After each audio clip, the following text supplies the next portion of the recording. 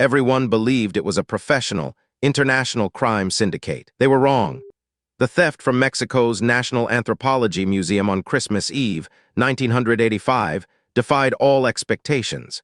It wasn't the work of seasoned art thieves, but two young men, students, who saw an opportunity in the festive chaos. The museum, a brutalist masterpiece of concrete and glass, housed an unparalleled collection of pre-Hispanic artifacts.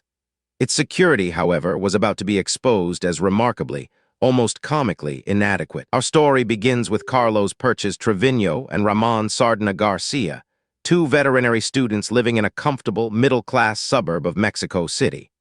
They were friends, seemingly ordinary, with a secret fascination for the museum's treasures. Carlos, in particular, was captivated by the ancient cultures. He'd spent countless hours at the museum, meticulously observing not just the artifacts, but also the patterns of the guards, the blind spots, the routines. Ramon, a more reserved individual, was drawn into Carlos's increasingly audacious plans.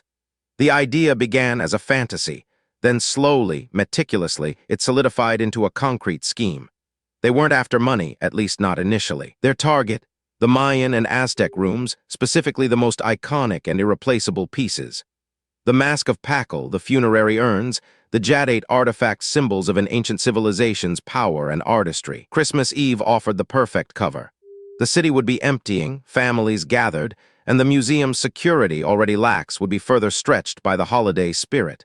It was a calculated gamble on human nature. On December 24, 1985, at around 10 p.m., Carlos and Ramon made their way to the museum. They carried duffel bags, seemingly innocent, blending into the last-minute holiday bustle of Chapultepec Park. They scaled a fence near the museum's rear, a spot Carlos had identified as poorly lit and infrequently patrolled. The initial hurdle was surprisingly easy to overcome, boosting their confidence. Their next step was the ventilation shaft. Carlos had observed maintenance workers using it and deduced its path.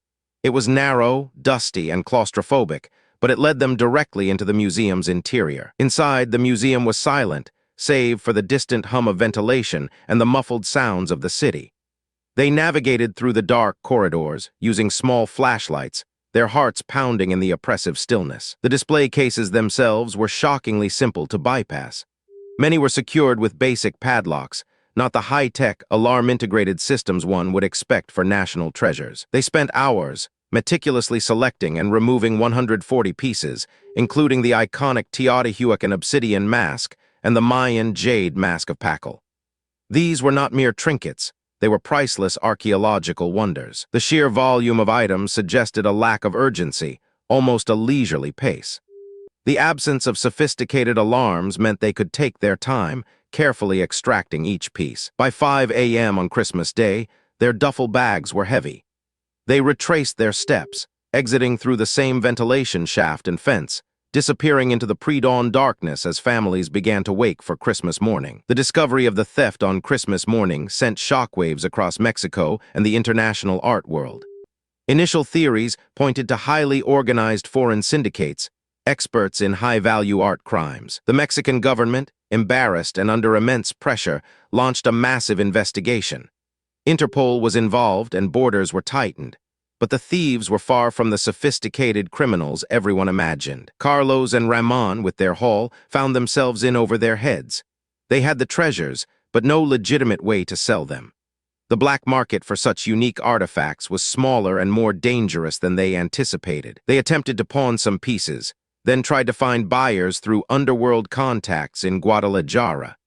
This shift in their plan, from mere possession to illicit sale, ultimately led to their downfall. It was their attempt to sell the artifacts to a drug trafficker that finally brought them to the attention of the authorities. The trafficker, realizing the immense value and risk, became an informant. In June 1989, more than 3 years after the heist, Carlos Perches Trevino was arrested.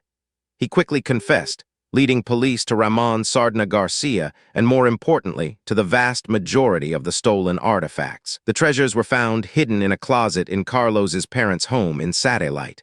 Remarkably, almost all 140 pieces were recovered, mostly undamaged.